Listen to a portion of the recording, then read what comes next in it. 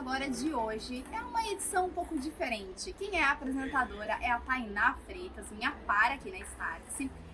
E por que é diferente? Porque eu estou em Salvador, a convite do Google Cloud, para conhecer o ecossistema de empreendedorismo e liderança feminina aqui em Salvador. Mas aí eu não vou trazer spoilers, eu vou deixar para você conferir lá no app da Startse, só clicar aqui no link. Agora curta essa entrevista com a executiva do Nubank. Olá galera, tudo bem? Sei que eu não sou o rostinho que vocês estão acostumados a ver aqui semanalmente. Eu sou a Tainá Freitas, eu sou jornalista da Startse e parte do time da Sabrina. Sou apresentadora do podcast Agora em 10. E hoje eu não estou com a Sabrina, mas eu também estou muito bem acompanhada com uma convidada muito especial, que é a Débora Absaber. Ela é diretora sênior de RH do Nubank. Muito prazer, Débora. É muito bom te encontrar aqui hoje. Eu tô super feliz de estar aqui, putz, é uma alegria imensa a gente poder conversar um pouquinho. Perfeito. E agora quero começar sabendo um pouquinho mais de você, perguntando um pouquinho mais sobre a sua carreira. Como que você chegou até o Nubank? Você sempre trabalhou com RH? Eu sempre trabalhei com RH desde 2005. Eu sou de BH, então eu comecei lá. E eu sempre quis sair de BH para conseguir conhecer outros mercados, ter outras perspectivas. Então, o primeiro lugar que eu fui foi para o Rio a trabalho, depois fui transferida para Londres, depois tinha uma passagem rápida por Betim e aí vim para São Paulo. Eu estou em São Paulo desde 2014. E aí passei por várias empresas, passei desde mercado financeiro até bens de consumo e eu realmente estava na minha carreira buscando um lugar que eu sentisse que eu pudesse ser eu mesma e que eu sentisse que eu estava causando um impacto positivo na vida das pessoas. Sempre foi isso que eu busquei. Acho que quando eu escolhi, eu sou formada em psicologia, estudei administração também, mas minha formação é muito mais dedicada à psicologia. Sempre foi isso que eu busquei nessa atuação de RH, né? E aí, quando eu conheci o Nubank, eu já admirava muito a marca Nubank. Então, eu já trabalhei para marcas que eu admiro, né? BTG Pactual, Red Bull. E o Nubank sempre foi uma marca que eu admirava. Tinha uma pessoa que já estava lá dentro e que ia me contando um pouco da história. Então, eu já era muito fã. E aí, quando eu entrei no Nubank em 2018, eu estava até comentando antes, né, que eram 600 pessoas. Hoje a gente está com 7.000 pessoas. Então, era um universo completamente diferente. E quando eu entrei, era para a gente construir o RH. Eu gosto muito desse movimento de construção, de possibilidades, a gente explorar o que dá para ser feito. E estamos nesse desafio até hoje. Eu costumo brincar que eu acho que a gente só vai entender tudo que a gente construiu quando a gente tiver uma perspectiva de mais tempo ainda, né? Porque a gente está ainda no olho do furacão, fazendo muita coisa e o tempo todo aprendendo muito. Nossa, e assim, passar de 600 funcionários para 7.000 é uma experiência única, né? E eu acho que o que vocês têm construído no Nubank, a gente cobre aqui na área de conteúdo da Startse, a gente tem acompanhado e tem chamado muita atenção. Assim, a nossa audiência sempre comenta sobre isso, sobre o New Way of Working. Então, vocês criaram um formato próprio de vocês, de trabalhar de forma híbrida. E como que foi isso, né? Quando que vocês pensaram em começar a... Assim, eu sei que todo mundo começou a trabalhar remotamente por conta da pandemia, mas e depois, né? Quando que vocês decidiram mudar esse formato? E como foi essa construção mesmo? Olha, eu te falo que foi um dos projetos mais desafiadores que eu já tive na minha vida. Porque geralmente, quando você vai fazer um projeto, você tem especialistas no tema e você tem benchmark. E no momento que a gente estava discutindo se a gente voltava para o escritório, como que a gente voltava, qual seria o formato, não tinha nada, assim, tinha muita empresa, das empresas grandes de tech apanhando, assim, tendo muita dificuldade de implementar um modelo, nunca teve um especialista, foi algo novo para todas as empresas, né, foi todo mundo trabalhar, eu costumo falar que não foi nem trabalhar de home office, a gente teve que ir trabalhar de onde a gente podia, né? Ninguém pôde se planejar e aí a gente fazia isso enquanto a gente estava enfrentando uma pandemia mundial. Então, não é o cenário hoje falar de trabalhar remoto. Hoje, claro, o Covid ainda está aí, mas temos vacina, tem uma série de conhecimentos que a gente não tinha, né? Quando foi em março de 2020. E eu lembro do dia que a gente mandou as pessoas para casa, assim, eu lembro de passar nos escritórios, nos andares dos escritórios, falar para as pessoas, gente, é para ir para casa, é para fechar o computador e ir para casa, e ninguém entendendo muito, porque a gente foi uma das primeiras empresas a fazer isso no Brasil. E aí, quando a gente mandou todo mundo para casa, a gente falou, e agora? E aí, uma das primeiras coisas que a gente fez, atualmente eu sou head de uma área que a gente chama de cultura, liderança e performance. E aí, uma das primeiras coisas que a gente fez foi fazer um treinamento para como os gestores iriam gerenciar esse momento. Então, a gente sempre teve essa preocupação grande de zelar por preparar a nossa população para o que estava acontecendo. A gente costuma... O nome que a gente dá para as pessoas trabalhando no Nubank é Nubankers, né? Então, como que a gente preparava os gestores e as gestoras para esse momento que pegou todo mundo de surpresa? Então, foi muito louco, porque à medida que a gente ia aprendendo, a gente também tinha que ensinar. E aí foi esse momento que a gente passou lá em 2020, e aí quando a gente foi vendo que a pandemia, né, foi sendo mais controlada, que as vacinas vieram, a gente começou as discussões de como seria o nosso movimento de retorno, qual seria o nosso modelo. Como eu falei, discussões muito desafiadoras. A gente usou 3 alicerces para a gente conseguir preparar o modelo, né? O primeiro foi a nossa cultura. Então, como você bem falou, quando a gente estava conversando antes, a gente tem uma cultura que é muito forte, que é muito específica e que a gente quer que esteja sempre melhorando. Então, o primeiro pilar era esse: qual modelo fazia mais sentido para a gente? O segundo pilar era o que outras empresas que a gente admirava estavam fazendo, o que parecia estar dando certo, o que não estava dando tão certo. E o terceiro pilar são dados. Então, dados de onde a nossa população estava, dados do que os managers estavam enfrentando de dificuldade, o que a gente já mapeava que seriam alguns dos desafios. Baseado nesses 3 pilares que a gente começou a desenhar algumas possibilidades de modelo, e aí desenhou, por fim, o No Way of Working.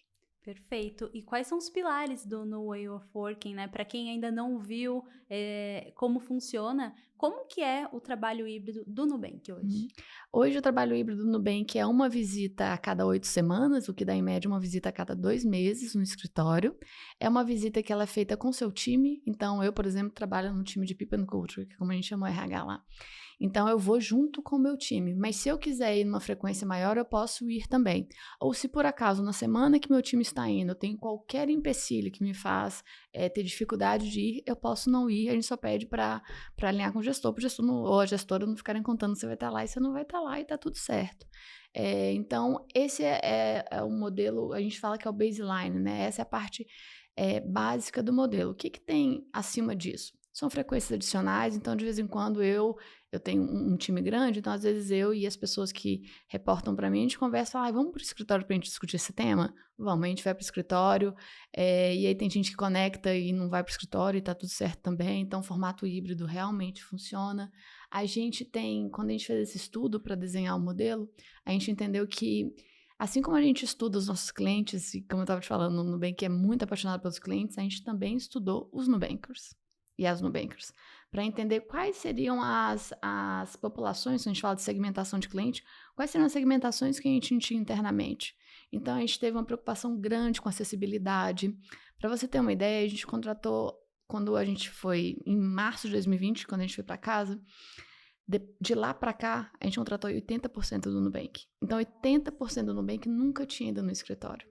Então, tinha essa população que nunca tinha ido para o escritório, tinha a população PCD, tinha a população de figuras parentais também, que a gente sabe que a pandemia foi diferente para essa população e que o retorno também teria um impacto diferente para essa população. Então, estudando tudo isso, a gente criou um modelo que, por mais que tenham visitas agendadas no escritório, ele também proporciona uma flexibilidade para as diferentes realidades que os Nubankers têm. E como que foi esse processo, né? Quanto tempo para chegar nesse modelo e como ele foi recebido pelos Nubankers? Você falou que vocês são muito ligados a dados, né? Então, tem algum dado que comprova essa satisfação? Como que vocês estão acompanhando isso? Ótima pergunta. Olha, a gente ficou uns 3 meses discutindo o modelo. A alta liderança comigo levava uma opção, levava outra, estudava. E aí, quando a gente comunicou, uma coisa que eu sempre falei foi que esse talvez seja o projeto do Nubank que tem mais impacto para os Nubankers. A vida de todos e todas Nubankers é impactada. Então, é claro que quando a gente comunica para 7 mil pessoas, é impossível que todo mundo vai achar um modelo ideal. Mas acho que quando as pessoas forem entendendo a flexibilidade que existia no modelo e, sobretudo, foram experimentando o modelo, as avaliações são muito positivas. Cada vez que você vai no escritório, a gente manda para você umas perguntinhas, um survey, né, uma avaliação rápida, para você responder para a gente como foi a visita, se você acha que está agregando, se você acha que o tempo está sendo bem utilizado. E depois que a gente tem todos os times visitando o escritório, que a gente chama de onda, a gente manda um relatório, uma pergunta um pouco mais específica sobre a frequência. Então, a gente tem duas fontes de dado, né? Uma que é cada vez que você vai e uma outra que é o consolidado, depois que todo mundo já foi. E avaliando esses dados, o modelo está sendo muito bem recebido, assim. As avaliações são muito positivas, superou a nossa expectativa. E algo que o meu gestor na época me falava, e eu concordo muito, eu acho que o ser humano, foi muito difícil a pandemia, né? A gente teve que adaptar, e aí todo mundo adaptou. E finalmente, quando estava todo mundo adaptado, tem um movimento de saída da inércia. Mas quando as pessoas vão para o escritório e encontram pessoalmente com outras pessoas do time, a força do encontro e das conexões é muito forte. E isso todas as pessoas trazem, é impressionante. Ai, muito legal. E agora, pensando, né? Pegando todos esses aprendizados, quais são os pontos positivos e quais são os desafios desse modelo de trabalho? Então, você falou que está funcionando, assim, para o Nubank, mas quais são as preocupações que hoje vocês têm para colocar todo mundo na mesma página, né? Porque tem gente que vai estar no escritório naquela semana, nessa onda, tem outras equipes que estarão trabalhando remotamente de qualquer lugar do mundo, né? Que eu acho que esse é um ponto positivo, assim, que a gente já pode começar a trazer. Eu acho que de aspectos positivos, né? Acho que foi a flexibilidade. Eu acho que um outro aspecto positivo é a conexão entre as pessoas. A gente costuma falar que é difícil a gente ter dados sobre um trabalho 100% remoto, porque a gente tem dados só do presente. A gente não sabe o impacto disso no longo prazo. Como que isso impacta as relações, como que isso impacta a construção de time, a sensação de pertencimento. Então, eu acho que tudo isso tem sido muito positivo. De pontos a melhorar, eu acho que é sempre importante enfatizar que é um modelo que ele está sempre sendo avaliado. Como eu acabei de falar, né, a gente faz pesquisa sempre. E pode ser que em um dado momento a gente fale, putz, está mostrando uma tendência de feedback para a gente ampliar a frequência, né, deixar mais espaçado, ou está mostrando que a gente talvez tenha que mudar um outro aspecto. E é muito importante a gente estar aberto, não é só coletar dados para confirmar, mas sobretudo coletar dados para melhorar. Então, é algo que eu espero que, com o tempo, a gente esteja sempre otimizando e melhorando. Legal. E você falou sobre cultura, né? Que eu acho que está muito ligado à forma de trabalho, né? Como que as pessoas trabalham e o porquê que elas trabalham, qual é o propósito da companhia. A gente sabe que o Nubank é bem forte nisso, né? Desde que nasceu, a gente acompanha que a empresa sempre teve um propósito muito claro e que sempre envolveu muito o cliente. Mas internamente, dentro da empresa, né? Quais são os pilares da cultura do Nubank hoje? Eu falo hoje porque a de 2018 eu conheci. Legal. Eu visitei lá, a gente tem um artigo, inclusive, vou pedir para a Saps deixar o link para quem quiser acompanhar, mas isso foi quando o Nubank se tornou um unicórnio, então foi lá, 2018, quando a gente para pensar, não faz tanto tempo assim, mas é uma empresa que cresceu muito, né? Mais do que triplicou, enfim, agora é uma empresa de capital aberto, inclusive. Então, quais são os pilares de vocês hoje e como que coloca todo mundo na mesma página, 7 mil funcionários na mesma página? Legal, ótima pergunta. E, ó, gente, o artigo é muito bom, que eu li. Obrigada. Olha, eu acho que o mais importante é a percepção que a gente tem de cultura, que cultura não é algo estático. Né? Não é algo, se você for no Nubank, não tem isso impresso e colado em nenhuma parede, assim. A gente acredita que a nossa cultura está sempre evoluindo e por isso que a gente nunca usou, por exemplo, em processo seletivo, falar o que é muito comum o RH usar, que é cultural fit, né? Se você se encaixa com a cultura, a gente nunca falou isso, a gente falou de cultural add, se você adiciona para a cultura. Essa é uma perspectiva que eu acho muito importante destacar, porque a gente acredita que nós temos 5 valores, são 5 valores norteadores, que falam de diversidade, que falam de colocar, né, o cliente e a cliente sempre em primeiro lugar, que falam da gente ter uma eficiência, uma busca de eficiência. Todos esses valores são muito norteadores e estão muito no nosso dia a dia. Mas o mais importante é que a gente entenda que cada pessoa vai ter sua forma de utilizar esses valores no dia a dia, né? E com isso adicionando a nossa cultura. E além disso, eu acho que uma liderança que acredite nos valores e que dê exemplo desses valores no dia a dia também é de extrema importância. Então, eu acho que assim, o papel da Cris, sempre lá presentes, o Ed também muito presentes, ainda hoje, de forma diária, tem uma relevância muito grande, e cada nova liderança que chega, a gente tem um trabalho dessa liderança até ela, né, entender bem os valores, introjetar isso e utilizar isso no dia a dia. Eu acho que é a melhor forma. Perfeito. E eu acho que a liderança tem um papel muito importante, Uhum. né? Você acabou de destacar. E como que a gente treina esses líderes? Uhum. Qual que é o formato? Como que o RH, né, o setor de pessoas, pode olhar para esses líderes e garantir que eles estão passando realmente aquilo que a empresa defende, né? Aquilo que a empresa é. Essa resposta é a resposta de $1 milhão. Eu não tenho ela. Ninguém tem, né? Por isso que a gente tá perguntando, quer entender a visão.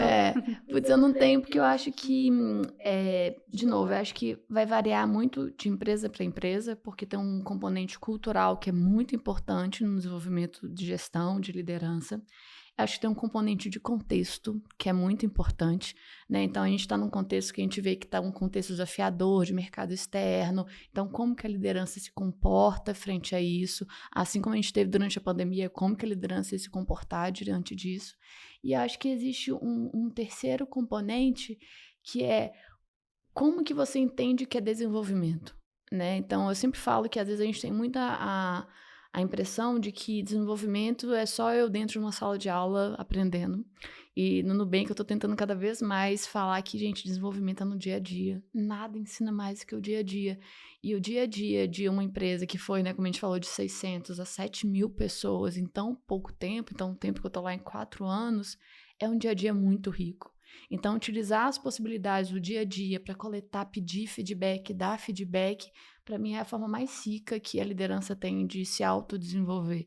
Então, isso é algo que a gente reforça muito, sabe? Essa abertura para troca e feedback, de você estar aberta a receber feedbacks, né? A gente fala muito de colocar o ego de lado, não existe isso aqui, tá todo mundo, é algo que a gente também fala muito, todo mundo com muito boa intenção. Às vezes a gente erra, porque faz parte de ser humano, mas todo mundo com a melhor intenção, errando, vamos ver o que aconteceu de errado, vamos aprender com isso e seguir. Então, acho que são esses 3 pilares que eu sempre tento levar em consideração, que é a questão cultural, a questão do contexto e, sobretudo, entender que desenvolvimento é muito além de uma sala de aula. Óbvio que tem programas formais, mas existe muita possibilidade no dia a dia e como que a gente alavanca essas possibilidades. Perfeito. E agora olhando para o lado do funcionário mesmo, né? Como que o funcionário pode aproveitar mais daquele líder, né? Daquela pessoa que acaba se tornando um exemplo, né? Não só de trabalho, mas de gestão. Uhum. Então, como que um carreirista pode olhar e, enfim, aprender mais com esse exemplo? E também um outro ponto é como aprender e se tornar, continuar sendo produtivo diariamente, sabe? Tem como equilibrar esses pratinhos? Tem alguma dica? Uhum. Vou te falar da minha experiência, assim, os melhores momentos que eu tive de gestão são os momentos em que eu me sinto segura para ser eu mesma. Então, eu acho que se alguém não está se sentindo segura para ser ela mesma, tem que conversar. E aí, se conversar com o gestor ou a gestora não está sendo possível, buscar outros times que ajudem nisso, né? Seja o RH ou a área de compliance, porque é importante que a gente possa ser quem a gente é. Acho que esse é o primeiro ponto. Sabendo que você tem esse espaço seguro, comunicação. Então, assim, gente, de novo, todos nós vamos errar. Faz parte de viver, faz parte de a gente tentar, e às vezes a gente está num ritmo de trabalho muito acelerado, mesmo tentando o nosso melhor, a gente vai errar. Mas se você não avisa a sua gestão que ela ou ele fizeram algo que você não concorda, você tem uma outra perspectiva, ou por algum motivo, né, aquilo te magoou, não tem como a pessoa saber. E aí não tem como ela aprender e como ela melhorar. Eu cuidei um tempo de diversidade e inclusão, e a coisa que eu mais falava era que na história da humanidade a gente vê muito que o ser humano tem uma tendência quase que direta de criar muros, né? Então, assim, tem uma disputa, tem algo difícil, vamos criar muros. Né? Teve o muro de Berlim, tem um muro aí do México e Estados Unidos. Então, a nossa tendência no momento que a gente se sente machucada é criar muros. Só que essa é a nossa tendência. Como que a gente quebra essa tendência e, de fato, cria conexões?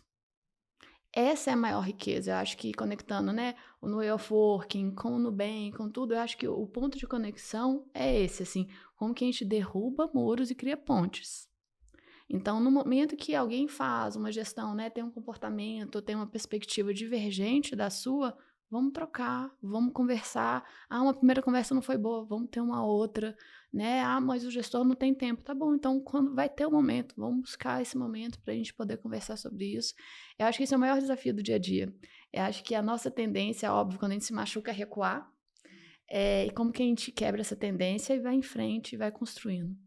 Perfeito. E agora, até aproveitando esse gancho de muro e Estados Unidos, México e internacional, o Nubank é uma empresa global hoje, né? Eu lembro que quando eu visitei o escritório aqui na Travessa da Rebouças, né? Acho que foi um dos primeiros escritórios de vocês, tinha um mapa e aí com umas fitinhas, os alfinetes das nacionalidades das pessoas que trabalhavam no Nubank. E assim, já tinha muita gente de vários pontos do mundo, embora ainda fosse uma empresa muito focada no Brasil. E agora não é mais só o Brasil.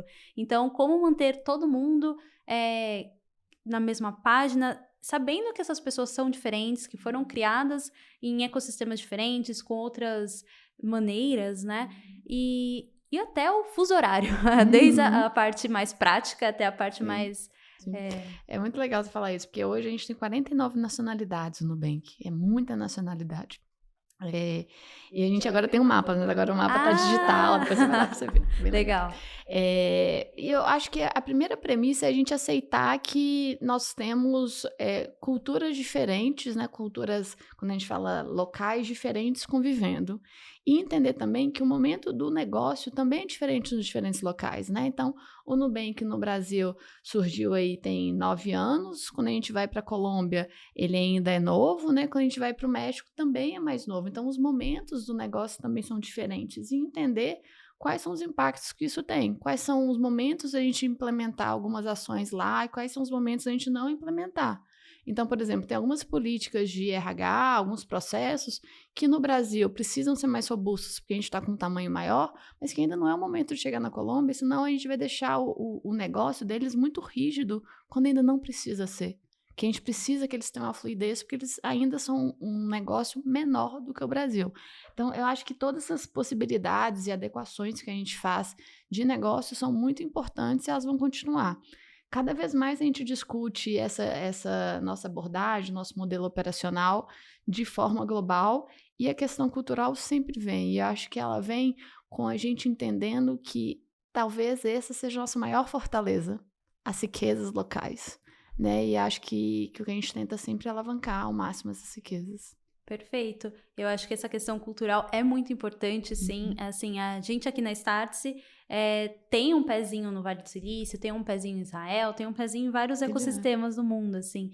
E isso a gente sempre enxerga dessa forma, né? A gente leva as pessoas para conhecer, porque de fato vem muito aprendizado daí.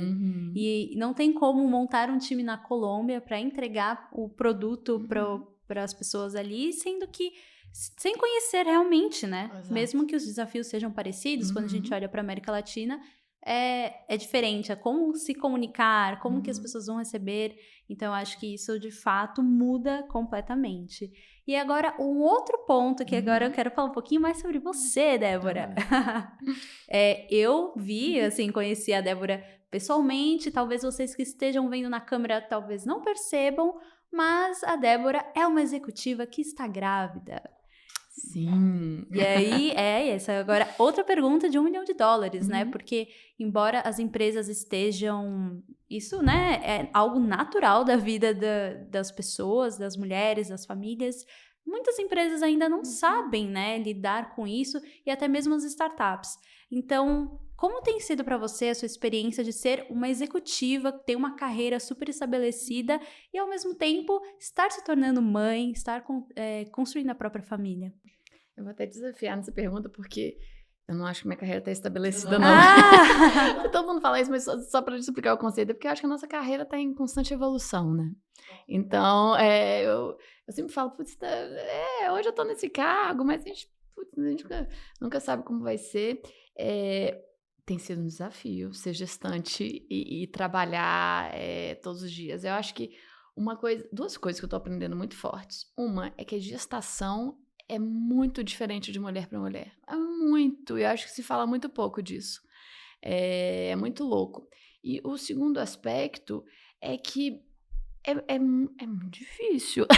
Ai, meu Deus. Porque eu sempre falei eu já fui líder de outras mulheres que também engravidaram, e eu lembro delas falando pra mim, tipo, de uma ansiedade, às vezes momentos de insegurança do que seria, né, depois que elas fossem mães, se elas iam ter trabalho ou não. E eu sempre fui muito tranquila de falar, imagina, você tá vivendo um momento, né, um momento tão Único, né? único, foca nisso, isso daqui o trabalho vai estar sempre aqui. E agora sou eu nessa, tipo, ai meu Deus, e meu trabalho, como que vai ser? Eu não tô conseguindo trabalhar igual eu trabalhava antes. Então, eu acho que quanto mais a gente falar disso, que, tipo, algumas inseguranças podem surgir, algumas ansiedades podem surgir, isso não te faz mais ou menos mãe, melhor ou pior profissional, eu acho que faz parte do processo. E, de novo, eu acho importante você ter espaços para você poder conversar sobre isso. No Nubank, a gente tem grupos de afinidade, um dos grupos de afinidade é o Purple Parents. Então, é um grupo de parentalidade em que esses temas são discutidos. Eu ainda tenho que conversar, mas lá estou precisando. Para que a gente consiga, né, se nutrir, se ancorar, se amparar, porque é desafiador. Eu ainda nem tenho um bebê e já é desafiador para mim. Eu acho que eu mal dimensionava o quanto que é diferente quando é com você. É que é novo, né? Uhum. É uma mudança que é muito única, eu acho que para cada mulher, para cada família. E a gente nunca viveu isso antes, né? Eu acho que mesmo mulheres que estão no segundo, têm mais de um filho, são momentos de vida diferentes, são desafios diferentes. E agora, até olhando, aproveitando que você está no setor de RH, como que o RH pode olhar e oferecer as condições para que a mulher, mesmo grávida, mesmo mãe, continue se desenvolvendo, continue competitiva, assim, né, na carreira. Eu falo competitiva porque, infelizmente, tem muitas mulheres que não voltam depois da licença maternidade, ou tem alguns casos que são piores ainda, né, que são tristes, na verdade, que mulheres que são demitidas depois, né, pela empresa. Então, como que uma dica mesmo, sabe, como para as mulheres se posicionarem, entender um pouquinho melhor desse momento que é tão único, mas, né? Eu acho que o primeiro passo é que, assim, nós somos um grupo super representado, né, mulheres. E eu acredito muito que cada mulher que está num papel de liderança tem o papel de abrir espaço para outras mulheres. Então, isso para mim, independente se você está no RH, qualquer área que você estiver, que você seja uma mulher de liderança, que bom, força, porque é puxado, mas além disso, vamos lembrar de alavancar outras mulheres, né? Abrir espaço para que mais gente cresça. Esse é o primeiro ponto. Sendo do RH, eu vou trazer algumas práticas que a gente fez no Nubank, que eu achei que foram muito importantes e é óbvio que eu tenho um viés, mas eu sou muito feliz de a gente ter conseguido implementar. O primeiro delas foi durante a pandemia, a gente contratou uma consultoria de suporte à parentalidade. Porque os pais e as mães, as figuras parentais, estavam em casa com os seus filhos e filhas, tendo que trabalhar e ao mesmo tempo cuidar dessas crianças. Então, essa consultoria ajudava nesse processo, ajudava também, sabendo que tem momentos muito diferentes, né? Desde um recém-nascido até uma criança de 6 anos, são momentos muito específicos. Então, como dar essa consultoria melhor? E eu acho que não é a empresa que tem que fazer isso, eu acho que tem consultorias especializadas que fazem isso muito bem. Um segundo aspecto é que a gente ampliou a licença paternal. Então, hoje os pais ou figuras parentais masculinas também têm um direito à licença maternidade de 120 dias. A mulher já pode ter, a figura parental feminina já tem uma licença maternidade, pode ser estendida a 6 meses, mas saber que a figura parental masculina pode ficar 4 meses também, dividindo funções e se dedicando e aproveitando esse momento, eu acho muito válido. Então, eu acho que é uma prática que as empresas deveriam entender mais e ampliar mais e implementar, tomara. Esperamos que sim, né? Porque eu acho que esse é um lugar que mulheres falando com mulheres, né? E eu acho que esse papel não só da gestação, que realmente é com as mulheres, mas depois, né? Tem o puerpério, tem outros pontos que o homem pode, né, estar presente ali e ajudar e tornar tudo mais. E não é uma ajuda, né? Eu falei ajuda, mas assim, tem coisas que são só obrigação, né? Do pai também. Eu te falo que meu Então, marido não trabalha no bem, que eu tô em pânico, que ele só vai ter 30 dias. Eu tô assim, meu Deus, quem vai ser depois? Mas, pois é, então empresas, vamos lá. exatamente. Eu acho que é uma mudança que está acontecendo lentamente, né? Quando a gente olha o RH, eu conheço outras empresas que têm também essa licença paternidade estendida. A Sabrina fez um artigo sobre isso, também a gente pode deixar linkado aqui. Mas enfim, parece que é mais... agora, no momento, é mais exceção do que a regra, né? Esperamos que em algum momento isso mude. Mas agora, falando um pouquinho mais sobre movimentos globais, né? Aproveitando que estamos falando de RH, tem Great Resignation, Quiet Quitting, enfim, no meio de tudo que está acontecendo internamente na empresa, e a gente ainda tem momentos, tendências, acontecimentos que estão impactando, né, no setor de pessoas. E como que vocês estão olhando para isso? Como que a liderança deve lidar em caso de Great Resignation, por exemplo? São os nomes chiques, né? Então, eu falei com muita segurança, mas se você fala muito rápido, pode até ser Great Resignation, Quiet Quitting. Isso. Eu acho que, óbvio, como eu falei, o mercado mundial, né, tá entendendo aí no momento que a gente está entrando, nesse momento pós-pandemia, guerra entre Ucrânia e Rússia, então é um ambiente que é muito instável, e essa instabilidade, acho que a tendência dela é de trazer muita instabilidade também para os formatos de trabalho. Dentro do Nubank, não tem nenhum dado e não tem nada que mostre pra gente que as pessoas estão indo nessa vertente, né? Que é tipo ir se desligando ou ir forçando algum tipo de desligamento. Eu acho que essas tendências não se apresentaram, assim como, por exemplo, quando a gente apresentou no Way of Working, outras empresas globais enfrentaram manifestos, os funcionários e tudo mais. A gente nunca enfrentou isso. E aí eu talvez esteja sendo redundante aqui, mas eu acho que é porque a gente zela muito internamente para um ambiente de transparência e comunicação. Então, eu já trabalhei em muita empresa que era o famoso, tipo, vamos fingir que não está acontecendo? Ah, não, tem esse barulho, mas não vamos mexer com isso? O Nubank não, a gente fala muito assim, tem sinal de fumaça? Vamos entender o que está acontecendo. Então, assim, vamos conversar sobre. Quando eu cuidava de diversidade e inclusão, várias vezes, olha, a gente tem um grupo de afinidade também que é o NoBlacks, que é um grupo focado em pessoas pretas e pardas. Elas me chamavam, a gente quer falar, quer dar um feedback sobre essa ação aqui, poderia ter sido melhor, vamos conversar, vamos melhorar, entendi. Então, essa troca, você entender que não tem um lugar de poder. O ambiente hoje de trabalho, ele é um ambiente co-construído.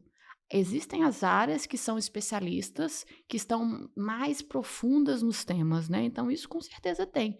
Mas feedback e transparência, acho que é o melhor caminho para a gente evitar que esse tipo de situação aconteça, de que a gente comece a criar um ambiente de trabalho que seja tóxico e que force, talvez, alguns tipos de comportamento que a gente não quer. Eu acho que o melhor caminho, comunicação, transparência, pontos. É isso, fica a dica, galera. E agora, até entrando um pouquinho nesse setor de diversidade, né? Você falou que já participou bastante. E realmente, desde 2018, quando eu fui lá no Nubank, a empresa estava, óbvio, crescendo muito, mas ainda não estava desse tamanho hoje. Já existiam iniciativas desse jeito. E não só iniciativas de diversidade, mas para unir mesmo, aproximar os colegas de trabalho, que eu acho que esse é um ponto importante, né? Como que você se relaciona com as pessoas que você trabalha, se você admira, porque no fim isso muda completamente a experiência, né? E lá eu vi bastante iniciativa para aproximar mesmo as pessoas, seja em torno de uma pauta específica, seja em torno de uma conversa, né? Criando pautas diferentes. E hoje, como que vocês estão organizados nesse sentido, quando a gente fala de diversidade? Quais são os grupos que vocês têm? E quais as recomendações, sabe, para empresas que querem olhar um pouco mais para isso? O legal é que acho que quando você cria esse ambiente seguro, como eu acredito que a gente consegue criar no Nubank, as coisas acontecem de forma muito orgânica. Então, os grupos de afinidade foram organizados pelas próprias pessoas que são de grupos subrepresentados. Né? Então, no Blacks foi criado pessoas pretas e pardas. A gente também tem o No Pride, que é da nossa comunidade LGBTQIA+. A gente tem o Purple Parents, que são figuras parentais. A gente tem o No Plural, que é de pessoas com deficiência. Eu tenho que tomar cuidado para não esquecer de ninguém, que eu sou apaixonada por todos eles. Mas acho que eu não estou esquecendo, não, né? Não estou esquecendo. E esses grupos foram criados de forma orgânica. E qual que é o papel do time de diversidade e inclusão? Hoje eu não sou mais head de diversidade e inclusão. A head é uma pessoa que eu admiro muito. Mas é da gente fortalecer esses grupos. né? E como que a gente fortalece esses grupos? Entendendo, dando suporte se eles precisam de estrutura maior de reunião, mostrando como que a gente desenha nossa estratégia de D&I, se eles querem fazer algo para o grupo de afinidade, ou alavancando, né, as iniciativas que eles próprios desenham. Então, por exemplo, a gente sabe que existe o mês de orgulho LGBTQIA+, existe o mês de consciência negra. Quais são as iniciativas que a gente vai fazer durante esse mês em colaboração com os grupos de afinidade, né? Então, institucionalizar esses grupos de afinidade como parte do trabalho, o tempo que as pessoas dedicam. Quando eu era head de D&I, eu falava muito que o meu sonho é quando uma pessoa negra, uma mulher como eu, a gente não precisar falar sobre a nossa pauta. A gente pode só, como homem branco, hétero, cis, sem Sim. deficiência, só trabalhar. Imagina, Né? olha só, Sucesso, que o mundo né? ideal. Imagina, pois é, então esse é o meu sonho. E eu acho que a melhor forma da gente fazer isso é, se as pessoas vão dedicar tempo a isso, que elas sejam reconhecidas por esse tempo dedicado também. Então, acho que são algumas ações que ajudam a gente a fortalecer isso internamente. Perfeito. E agora, até entendendo e já encaminhando para o final, vocês desenvolveram no Way of Working, que é a forma de trabalhar, né? E nesse período de mudança, tiveram profissionais que não estavam afim de voltar pro presencial, mesmo que, né, a gente sabe que você acabou de contar qual é a frequência, não é uma frequência diária nem semanal, enfim, tem toda uma agenda que foi bem pensada. Como que vocês passaram por isso? Existem exceções? Como que vocês olharam caso a caso, assim? Olha, existem alguns grupos que inclusive servem para a gente como pilotos, para a gente aprender com esses grupos, esses times, que eles são 100% remotos, tá? São times bem pequenininhos, e que a gente está fazendo a pesquisa com eles, exatamente o que eu tinha comentado antes, de qual vai ser o impacto deles estarem 100% remoto. O interessante é que mesmo esses times foram para o escritório e se encontraram pessoalmente. Então, você vê você sente que existe o ser humano é um ser humano de contato, né, gente? A gente gosta de estar aqui, então existe essa necessidade. Contudo, se uma pessoa, por algum motivo, e ele pode ser qualquer motivo, acha que não é o momento de ir para o escritório, não quer ir para o escritório, ela só tem que alinhar com a gestão direta dela. Então, falar, olha, para mim, e pode ser um motivo assim, olha, eu não tenho quem ficar com minha filha, ou eu moro num lugar que vai me demandar muito tempo para ir para o escritório, tá bom, vai acompanhar as reuniões. O que a gente pede também, que a gente fala muito no Nubank, é que nós somos todos adultos, então todos nós também temos responsabilidade. Não é que você vai ficar trabalhando de casa e não vai conectar nas reuniões, não vai querer se conectar com as pessoas. Não, aí a pessoa também tem o papel dela de se conectar nas reuniões. A gente reformou todas as salas para que as reuniões híbridas fossem de maior qualidade possível. E ficou bom, porque era o medo que eu tinha. Então é muito bom, a gente melhorou a sonorização, pois o time, a gente chama de Reels, o time de facilities, de estrutura, fez um trabalho incrível de reformar as salas, de que a sala tivesse uma acústica como esse escritório, né, que fosse uma acústica que as pessoas que estão em casa ou em qualquer outro lugar consigam verdadeiramente se sentir inclusas na reunião, na discussão. Então, acho que tem os dois lados, né? Tem a pessoa estar disponível e a empresa também criar os alicerces, as ferramentas para que isso aconteça. Perfeito, e até eu já ia perguntar sobre isso, né, sobre os escritórios, porque vocês têm vários escritórios aqui, né, no Brasil, tem lá fora também, mas o quanto que os escritórios mudaram, né, teve muita empresa que diminuiu os escritórios quando os funcionários foram trabalhar remotamente, né, acabaram, ou híbrido, ou de forma híbrida. Mas como que isso mudou para vocês, né? Eu vi que vocês abriram um novo escritório recentemente. Então, como que tá essa gestão de espaço mesmo? Porque quando você vem para o escritório por uma escolha, então realmente as pessoas querem mais se conectar e às vezes deixam o trabalho que tem que ficar 100% focado para fazer em casa, né? Então, o ambiente acompanha essa transformação? Como que tem sido? Ótima pergunta. Acompanha. Porque a gente quer, como eu falei, as pessoas vão para o escritório junto com seus times. Então, a gente não quer que as pessoas vão para o escritório junto com o seu time e fiquem só no computador respondendo, né, mensagem. A gente quer que elas usem esse tempo para serem produtivos de uma forma diferente, né? Em reuniões, em colaboração. Então, a gente aumentou muito os espaços colaborativos e o número de salas de reuniões. E, como eu falei, melhorou muito a qualidade de conexão, de acústica da sala de reunião, as câmeras. Então, teve um investimento grande nisso. E um outro investimento grande que teve também foi em acessibilidade. Isso eu acho muito importante as áreas de RH estarem cientes e muito atentas. Quando a gente fala de acessibilidade, às vezes vem um estereótipo que é, sei lá, ter uma rampa, ter braille em algum lugar. Acessibilidade tem todo um espectro. Então, você tem que entender quais são as pessoas com deficiência que vão utilizar esses espaços e quais necessidades específicas elas têm para elas também se sentirem inclusas. Então, foi esse o trabalho que a gente fez. A gente mapeou tudo que a gente tinha. Então, cada semana a gente sabe quem vai estar no escritório, qual a necessidade aquela pessoa precisa, o que a gente tem que adaptar no escritório, porque ela sinta que ela é muito bem-vinda. A gente quer muito essa pessoa lá. Então, nós tivemos esforços nesse sentido e também de deixar mais bonito, né? Foi uma oportunidade de passar aquele batom, assim. Os escritórios estão bem bonitos. De novo, eu sou suspeita, mas estão bonitos. E agora a gente abriu o escritório novo, que é o Spark, na Vila Leopoldina, com um foco grande da gente usar esse espaço para encontros, para reuniões. Então, as salas de lá são ótimos espaços para eventos. E quem quiser conhecer, pode ir no nosso headquarter, que a gente chama de HQ1, que fica ali na Capote Valente, que tem um espaço, tem um café, que tem várias guloseimas, assim, customizadas, roxinhas e tal. E tá bem bonito. Perfeito. Então é com esse convite que a gente termina o Mulheres do Agora Hoje. Muito obrigada, Débora, pela presença. Você é maravilhosa, adorei te conhecer.